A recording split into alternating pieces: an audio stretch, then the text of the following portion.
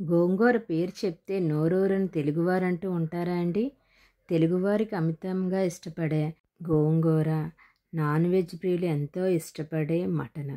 ఈ రెండిటి కాంబినేషన్లో అమ్మమ్మ నేర్పిన సింపుల్ వేలో మటను గోంగూర వండేద్దామండి. మనదైన తీరులో పాతకాల పద్ధతిలో సింపుల్గా చేసేద్దాం. Welcome back to my channel. It's your Mary Raj.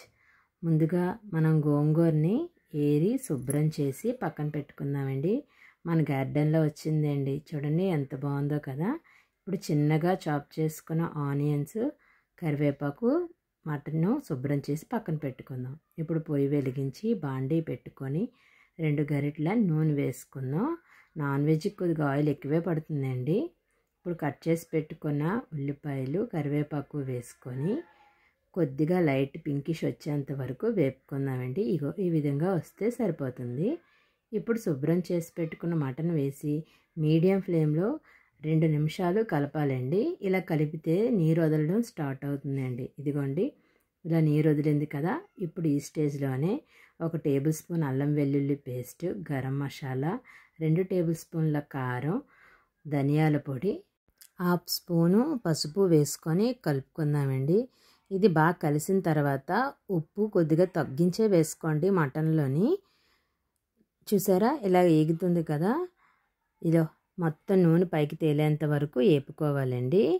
ఇలా బాగా వేగిన తర్వాత మసాలాలు, మటను ముక్క మునిగేంత వరకు నీరు పోసుకొని మూత పెట్టి మీడియం ఫ్లేమ్లో ముక్క మెత్తపడేంత వరకు ఉడికించుకోవాలండి.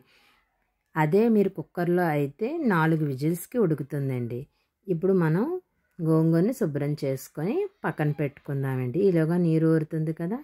చూడండి మన ముక్క ఉడికింది, నీరు ఉంది కదా. ఇగోండి 90% ఉడికిపోయింది. చూసారు కదా. ఇలా నీరు ఉంటున్నప్పుడే మనం కడిగి శుభ్రం చేసి పెట్టుకున్న గోంగూర వేసి కలుపుకొని రెండింటిని ఒక 10 నిమిషాలు ఉడకనివ్వాలండి. చూడండి బాగా ఉడికింది కదా. నూనె కూడా పైకి తేలింది. ఇప్పుడు మరో పక్కన పొయ్యి వెలిగించుకొని తిరగమూత పెట్టుకుందామండి. నూనె, కారం సరిపోతే ఎండుమిర్చి ఇంకో మీరు వేయించుకోవచ్చు. కొద్దిగా జీలకర్ర, చిన్నగా చాప్ చేసుకున్న ఎల్లుల్లిపాయలు వేసి ఒక పొంగు వచ్చిన తర్వాత పోపు వేసుకుందామండి. పోపు వేసి 1 నిమిషం కలిపి స్టవ్ ఆఫ్ చేసుకోవడమే.